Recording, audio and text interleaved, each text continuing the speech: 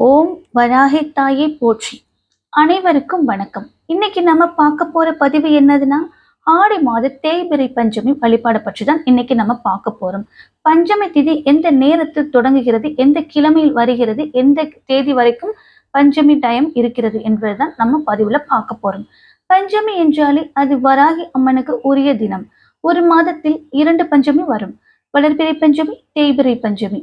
நம்முடைய வாழ்வில் இருக்கக்கூடிய நன்மைகள் அனைத்தையும் அதிகரிக்க வேண்டும் என்றால் வளர்பிறை பஞ்சமி வராகி அம்மனை வழிபாடு செய்ய வேண்டும்.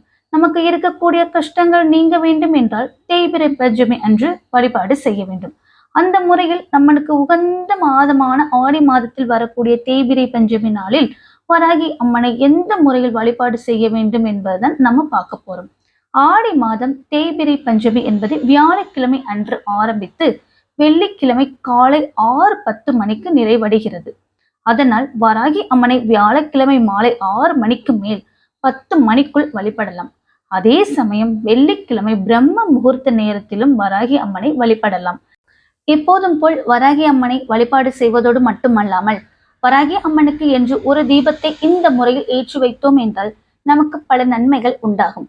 எப்பொழுதும் நம் பஞ்சமி தினத்தன்று வராகி அம்மனுக்கு எந்த முறையில் வழிபாடு செய்கிறோமோ அதே முறையில் வழிபாடு அனைத்தும் செய்து முடித்துவிட்டு வீடு முழுவதும் சாம்பிராணி தூபம் போட்டுக்கொள்ள வேண்டும். பிறகு ஒரு தாம்பலத்தை எடுத்து வைத்துக் கொள்ளுங்கள். அதில் புதிதாக வாங்கிய கல்லுப்பிலிருந்து ஒரு கைப்பிடி அளவு மட்டும் கல்லுப்பை எடுத்து அந்த தட்டில் பரப்பிக் கொள்ளுங்கள். அதற்கு நடுவே கஸ்தூரி மஞ்சளை போட்டு அதையும் வட்ட வடிவில் தடவிக்கொள்ள வேண்டும். இந்த கஸ்தூரி மஞ்சளுக்கு மேலே செம்பருத்தி பூ இலை அல்லது வெற்றிலையை வைக்க வேண்டும். இதற்கு மேல் ஒரு அகல் விளக்கை வைத்து இந்த அகல் விளக்கில் நெய் ஊற்றி மஞ்சள் நிற திரி போட்டு வராகி அம்மனை நினைத்து அந்த தீபம் ஏற்ற வேண்டும். அடுத்ததாக 5 விரலி மஞ்சளை மாலையாக கட்டி வைத்துக் கொள்ளுங்கள். இந்த மாலையை அந்த அகல் விளக்கிற்கு போட வேண்டும். இவ்வாறு போட்டு முடித்துவிட்டு உங்களுடைய பிரச்சனைகள் என்னவோ அதை மனதார வராகி அம்மனிடம் கூற வேண்டும்.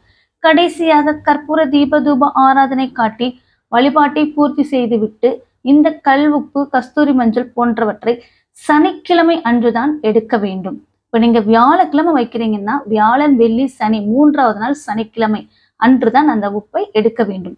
அதற்கு முன்பாக எடுக்கக்கூடாது. சனிக்கிழமை அன்று காலையிலே இந்த தாம்பலத்தில் இருக்கக்கூடிய கல் உப்பு மஞ்சள் தூளை ஒரு பாத்திரத்தில் தண்ணீரை பிடித்து அதில் போட்டு கரைத்து கால்படாத இடத்தில் ஊற்றிவிட வேண்டும். வெற்றிலையை கால்படாத இடத்தில் போட்டுவிட வேண்டும். இந்த விரலி மஞ்சள் மாலையை எடுத்து சாமி அறையில் வைத்துக் கொள்ளலாம் அல்லது ஏதாவது ஒரு ரூபத்தில் பயன்படுத்தி கொள்ளலாம். இந்த முறையில் தேய்பிறை பஞ்சமி நாளன்று வராகி அம்மனுக்கு இந்த தீபத்தை ஏற்றி நாம் வழிபடும் பொழுது தீராத கடன் பிரச்சனை தீர்வதற்குரிய பணவரவும் ஏற்படும்.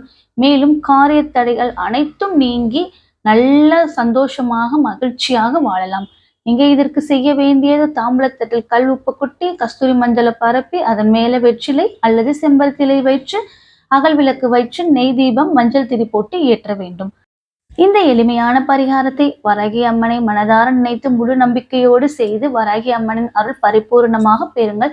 எல்லோருக்கும் வராகி அம்மன் அருள் பரிபூர்ணமாக கிடைப்பதற்கு நானும் வேண்டிக் கொள்கிறேன். இந்த வீடியோ உங்களுக்கு பிடிச்சிருந்தா ஒரு லைக் பண்ணுங்க. இதுவரைக்கும் பொறுமையா என் வீடியோ பார்த்து உங்க அனைவருக்கும் என்னுடைய நன்றி. சேனல் சப்ஸ்கிரைப் பண்ணாதவங்க சப்ஸ்கிரைப் பண்ணுங்க. நன்றி, வணக்கம், தேங்க்யூ.